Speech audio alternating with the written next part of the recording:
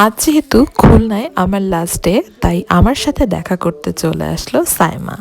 আমি খুলনা এসেছি অনেক দিনই হলো, কিন্তু ওর এক্সামের জন্য ও আমার সাথে দেখা করার সুযোগ পাচ্ছিল না। তাই আজকে যেহেতু আমি চলেই যাচ্ছি, তাই কলেজ শেষ করেই ও চলে আসলো আমার সাথে দেখা করতে।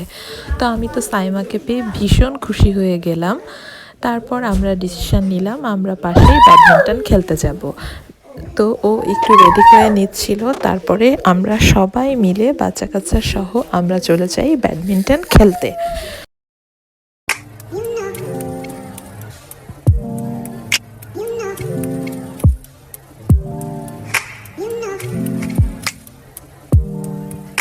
কিন্তু আমি যাওয়ার পরপরই আমার মেয়ের ভীষণ কান্নাকাটি শুরু হয়ে গেল, তাই আমি সোজা উপরে চলে গেলাম আর উপর থেকেই ওদের খেলাধুলা দেখলাম। তো খেলাধুলা শেষ করার পরেই একটু পরেই ওরা আবার বাসায় চলে আসলো। চলে আসার পর ওর যেহেতু কোচিং ছিল, তাই ও আমাকে বিদায় দিয়ে চলে গেল। আর আমার মনটা কিন্তু ভীষণ খারাপ হয়ে গেল সাইমার জন্য।